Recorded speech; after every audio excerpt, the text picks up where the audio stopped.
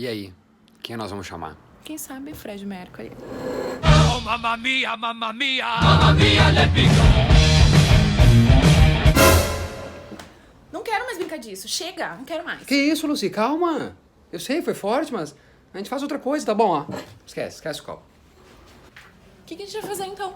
Não sei. Falar de cinema? Ah, pode ser. Tu já viu aquele filme Mamma Mia? Vi. Os dois, primeiro e segundo. Quer falar sobre qual? Não sabia que tinha dois. Esse do Fred Mercury? Ah, não.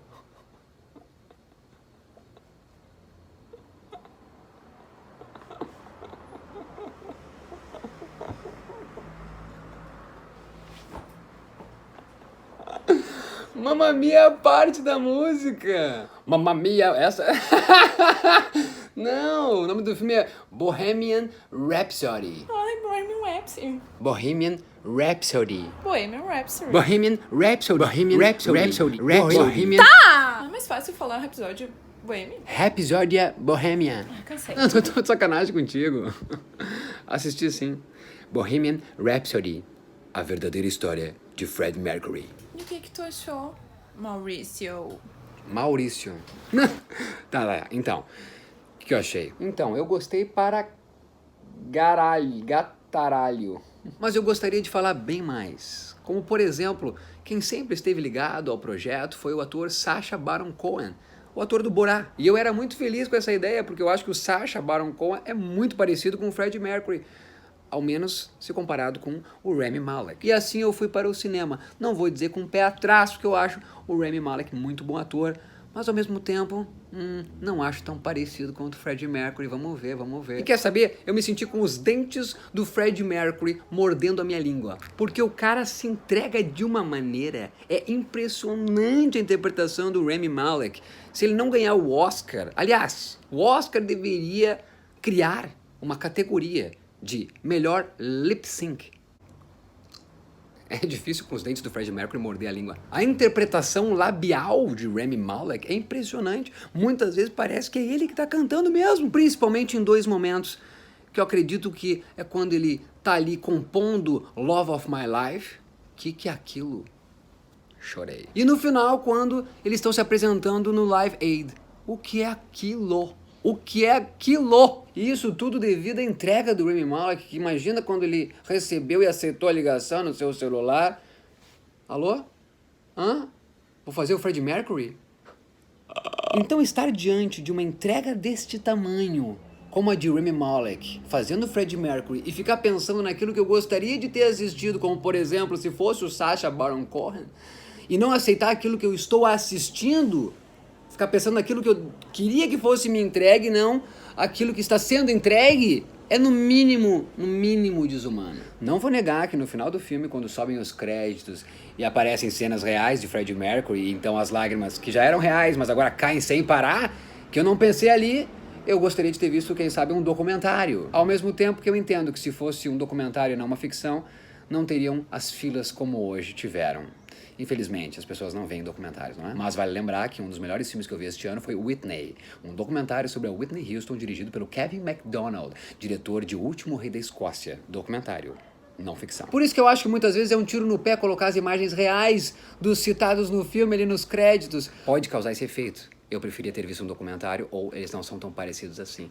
Mas eu aceito o filme que foi me entregue. E foi me entregue este filme de ficção, com imagens reais no final, dirigido pelo Bryan Singer de maneira delicada, respeitosa, principalmente com os fãs da banda. Olha, eu não lembro de uma outra cinebiografia que tenha tanto tempo de música de uma banda, ou de um músico, ou de uma musicista, enfim, do cinebiografado. Não lembro. Eles colocaram no filme, se não toda, praticamente toda a participação do Queen no Live Aid. 20 minutos de participação no Live Aid, quase na íntegra, então, o show deles no Live Aid. Tem noção do que é para um fã assistir isso, cara? Essa sequência final é sensacional e justifica, inclusive, o ficcional e não o documental. Explico. Podemos, com a ficção, manipular as imagens para te colocar realmente de fato, coisa que é diferente, talvez, das imagens documentadas e concretas, que não te levariam, talvez, para o estádio de Wembley. Com certeza, não colocariam como conseguiu aqui o filme e a sua ficção. E falando de ficção norte-americana, como não lembrar de Steven Spielberg? Mas o que Steven Spielberg tem a ver com este filme, você pode dizer, Lucy? O John, baixista do Queen, é interpretado pelo Joseph Mazzello. O Tim, menino do Jurassic Park. Eu não imaginava que o Tim ia se safar daquele parque, que dirá então imaginar que ele depois de adulto e depois de muito tempo de Jurassic Park, ele ia fazer o John, baixista do Queen. Eu achei incrível e não sabia disso. E falando de atores que eu jamais imaginaria que estivessem nesse filme, o que dizer da Lucy Boynton, a atriz que faz a Rafina no filme Sing Street, que eu amei, não imaginava. E o que dizer da participação que você sabia que ia ter, só não sabia como é que ia ser. Tô falando do Mike Myers, olha a participação dele. Ele faz o chefão do estúdio que não aceita a Night at Opera como um bom disco, diz que é intragável, inconcebível, que não aceita que Bohemian Rhapsody seja o single. Ele quer que I'm in Love with My Car seja o single. E o que ele fala quando ele diz isso é com I'm in Love with My Car que os jovens vão ficar balançando suas cabeças dentro dos carros ou para fora dos carros nas janelas. Não lembro, mas é algo assim. Só entende a piada quem assistiu e lembra de quanto mais idiota melhor. Filme onde o Wayne e o Garth, Mike Myers e o Dana Carvey estão lá balançando suas cabeças ao som de não I'm in Love with My Car, mas sim de Bohemian Rhapsody. Adorei ver o ator Tom Hollander, queridinho do Joy Wright. Tá no Orgulho e Preconceito, tá no Solista, tá no Hannah, enfim, quase todos. Sem falar que ele é o Cutler na série Piratas do Caribe, ou então o primeiro-ministro no filme Missão Impossível Nação Secreta. Adoro Tom Hollander. Adorei o filme se concentrar em Brian, Roger, John e no Fred, tipo, não dando margem pra mais ninguém do meio musical. Uma hora citam ali a Madonna, e citam, claro, que as bandas todas que tocam no Live Aid, mas não aparece ninguém no Live Aid. Não aparece ninguém, nem o David Bowie. Toca Under Pressure, mas não aparece ele, David Bowie, ou Freddie Mercury compondo a música. Não tem espaço pra ninguém. Banda só tem uma, e ela se chama Queen. Acredito que não tenha nenhum músico mesmo que apareça. Eu posso estar enganado, mas não lembro. Aparece o ator Bob Geldof, que por sinal é muito parecido, talvez mais parecido que o próprio Rami Malek, que é parecido com o Freddie Mercury. O Bob Geldof aparece produzindo o evento Live Aid. Não lembra do Bob? Bob Geldof, o ator do The Wall. Nossa, que vontade de ver The Wall de novo. Dane-se Pink Floyd, o assunto aqui é Queen.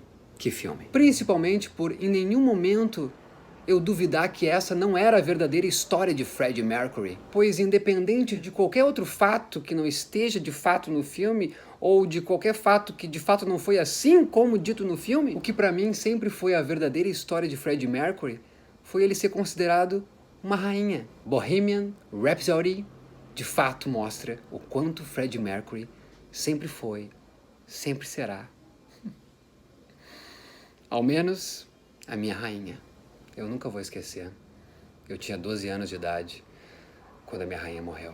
Freddie Mercury é inesquecível, inigualável. Que filme, que homenagem, que banda.